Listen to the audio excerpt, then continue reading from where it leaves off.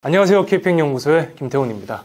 최근에 저희가 가장 놀랐던 강남의 매매 사례가 있었습니다. 신사동의 주택 상태로 전체 금액 285억 그리고 평당 금액 2억 8천에 매매된 사례가 있는데 정말 많은 분들이 궁금해 하셨을 것 같아요. 누가 샀는지 그리고 어떤 용도로 샀는지에 대해서 오늘 좀 말씀드리고자 합니다. 제 예상으로는 이 앞에서 이 사신 분이 뒤 것까지 매입을 했다고 생각을 했고 직접 어느 정도 공간을 사용할 것이다 라고 생각을 했는데 정확하게도 같은 소유자가 매입을 했고 정확하게 맞췄습니다. 누구냐면은 이 매수자는 선글라스로 굉장히 유명한 업체죠. 이 젠틀몬스터에서 매입을 했습니다. II 컨베어인이라는 회사인데 이 브랜드를 어느 정도 이해하고 이 지역에 대한 이해도가 높다고 하면은 왜 이 정도 높은 가격을 제시하면서까지 매입을 했는지, 전체 현금으로 약 500억 정도인데 대출 없이 매입을 했는지에 대해서 좀 이해할 수 있을 듯 합니다. 첫째로는 이 젠틀몬스터 같은 경우는 현재 이 649-8번지 이 공간에서 임차를 하고 있거든요. 저희가 파악하기로는 디자이너 부부 강진영 씨, 윤한희 씨 건물인데 저희가 파악하기로는 2022년까지 해서는 이 공간에 전체 보증금 10억에 월 임대료 1억 정도로 임차를 하고 있다고는 알고 있습니다. 지금은 좀 더 높아졌을 것 같아요. 네. 뭐 많이들 가보셨을 것 같고 실제 가보시면은 공간 자체가 되게 기괴하긴 합니다. 저도 올 초까지 한번 또 갔을 때는 이 예술 작품이 많이들 있었고 그리고 공간 자체가 되게 한국에서 볼 수 없었던 그런 공간을 많이 구현해 놨더라고요. 이 젠틀몬스터의 영업 방식인 것 같긴 한데 현재는 이 블랙핑크 제니 씨와 협업해서 공간을 꾸며 놓은 걸로 알고 있습니다. 이 젠틀몬스터 같은 경우에는 저도 백화점이나 몰 같은 곳을 갔을 때는 눈길이 갈 수밖에 없게끔 공간을 꾸며 놨더라고요. 이 되게 기계나 뭐 벌레 그리고 뭐 외계인 뭐 이런 것들을 통해서 이 작품을 되게 이상하게 기괴하게 만들어 놔서 눈길이 가지 않을 수 없게끔 만들어놔서 어쨌든 한번 가서 안경을 써볼 수밖에 없게끔 그런 공간을 만들어 놨더라고요. 근데 이 젠틀몬스터에서는 이 공간 자체가 조금 좁다고 느꼈을 가능성이 제가 봤을 때는 높습니다. 왜냐면 이 공간을 실제 가보면은 그렇게 넓은 공간이 나오지가 않거든요. 한 층당 60평에서 80평밖에 나오지가 않습니다. 때문에 이 젠틀몬스터에서는 한 개층을 좀 넓게 쓸 수 있는 그런 공간을 원했을 것 같고 자신들의 작품과 브랜드의 정체성을 알 수 있는 그런 넓은 공간, 자신들의 브랜드를 한눈에 인식할 수 있는 그런 공간을 원했을 거라 생각합니다. 추가로 말씀드리자면 이 젠틀몬스터에서 운영하는 브랜드가 몇 가지 더 있긴 한데 템버랜즈하고 이 누데이크도 같이 운영을 하고 있어요. 현재 이 건물에는 다 들어가 있고 둘째는 왜 이 젠틀몬스터가 이 입지를 선택했을까? 그리고 왜 이 공간을 선택했을까에 대한 궁금증인데 첫 번째 이 압구정 로데오 상권을 본다고 하면은 여기 상권은 좀 젊은이들이 술을 먹고 밥을 먹고 하는 공간이고 이 도산공원을 기준으로 여기 같은 경우에는 명품 브랜드들이 팝업을 하고 자신들을 알릴 수 있는 공간, 그런 분위기가 나오는 공간이거든요. 때문에 여기 공간을 떠나고 싶지 않았을 거라 좀 생각을 해요. 그러면은 넓은 공간을 원했고 이 지역을 떠나지 않고 싶어 한다고 하면은 필지가 몇 개로 압축되긴 하거든요.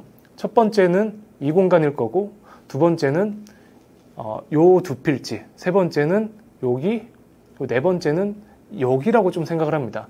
메인길이 딱 여기다 보니까 여기를 떠나고 싶지 않았을 것 같아요. 그런데 이 건물 같은 경우에는 건물이 잘 올라가 있고 임차인들이 빽빽하게 전체 다 들어가 있고 영업을 하는 공간이다 보니까 명도하기가 쉽지 않았을 거고 이 위에 있는 이 두 필지 또한 건물이 각각 올라가 있고 임차인이 영업을 하고 있던 터라 명도가 쉽지 않았을 거라고 저는 생각을 합니다. 근데 이 20번지, 19번지, 18번지 같은 경우에는 이 건물주분이 한 분이시거든요. 그리고 임차인도 한 명이 들어가 있는 것으로 알고 있고 현재 레스토랑에서 전체 쓰고 있다고는 알고 있는데 카페랑 뭐 베이커리 해서 이 명도는 내년 5월까지는 가능했을 거라고 저는 파악하고 있어요. 다만 요 필지를 선택을 안 하고 왜 이 두 필지를 선택했냐라고 생각을 한다면 실제 현장을 가보시면은 그 해답이 있습니다. 젠틀몬스터 같은 경우에는 공간 자체를 굉장히 멋있게 꾸미고 기괴하게 꾸미다 보니까 핫플로서 현재는 자리 잡았고 사람들이 굉장히 많이 찾아오는 그런 공간이긴 합니다. 때문에 웨이팅 공간이 무조건 필수적이었을 것 같아요. 근데 실제 이 건물을 가서 보시면은 6m 도로이긴 하지만 옆 건물들이 빼곡하게 좀 차있는 듯한 느낌이어서 되게 답답하고 좁다는 듯한 그런 느낌이 듭니다.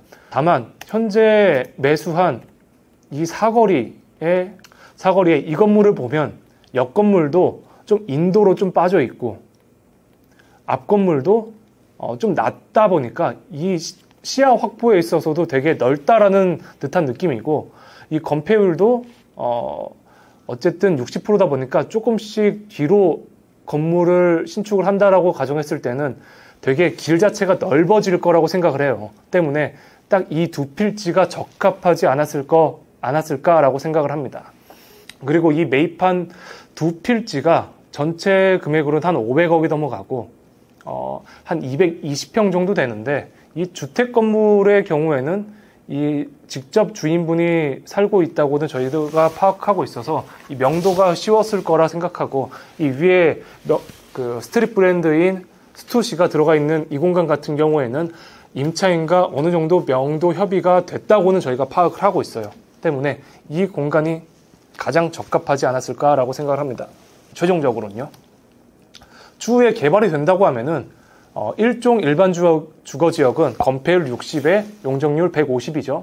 때문에 220평에 용적률 150%니까 상부층으로는 한 330평, 지하층으로는 68% 정도 한다고 했을 때는 150평, 두 개 층 판다고 했을 때는 한 280평 정도가 나올 것 같고 합한다고 하면은 총 550평 정도의 넓은 공간이 확보될 거라고 저는 좀 생각이 들어요. 저번 영상에 말씀드렸다시피 성수동에도 굉장히 큰 부지들로 인해서 그 안에서 놀이동산과 같은 그런 공간을 많이 만들어 놨었는데 이 압구정 로데오는 그런 공간이 많이 없긴 하거든요. 때문에 이 공간이 앞으로 어떻게 변할지에 대해서 굉장히 기대가 되긴 합니다. 또한 건축은 최대한 이 코너를 살리기 위해서 이 웨이팅하는 공간을 많이 확보하기 위해서 이 남서쪽으로 최대한 붙여가지고 이렇게 만들 가능성이 좀 높아 보입니다. 현재 젠틀몬스터 같은 경우에는 유명 아티스트들하고 명품 브랜드라고 협업을 해서 공격적인 마케팅으로 되게 세계적인 브랜드로 성장을 하고 있다고 알고 있는데 파악하기로는 지난해 매출은 약 6천억, 영업이익은 한 1,500억 정도로 알고 있습니다. 저는 이 영상을 찍기 위해서 이 브랜드를 좀 조사해 봤을 때 가장 좀 놀랐던 점 중에 하나가 토종 한국 브랜드이더라고요. 그래서 좀 이게 스터디를 하면서 국뽕이 좀 차오른다라는 좀 생각을 많이 했습니다. 이 앞으로 젠틀몬스터가 우리 한국 부동산 시장에 정말로 많은 영향을 좀 주지 않을까 싶어요. 우리는 개인 투자자로서 이런 기업이 핫한 브랜드들이 어디에 투자를 하고 어디를 들어가고에 대해서 되게 주목하고 관심을 기울일 필요는 있지만은 이 브랜드들이 들어간다고 해서 마냥 막 따라간다 혹은 이 건물 이런 브랜드들한테 내가 팔기 위해서 건물을 매입한다 이런 선택은 되게 위험하고 좀 아니란 생각일 수 있습니다.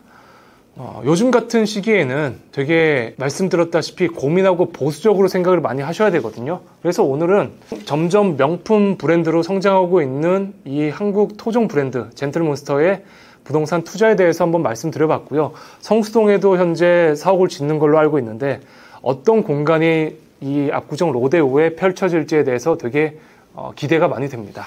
오늘은 여기까지 좀 영상 찍어보도록 하고요. 다음 영상에서도 좋은 컨텐츠로 인사드리도록 하겠습니다. 감사합니다.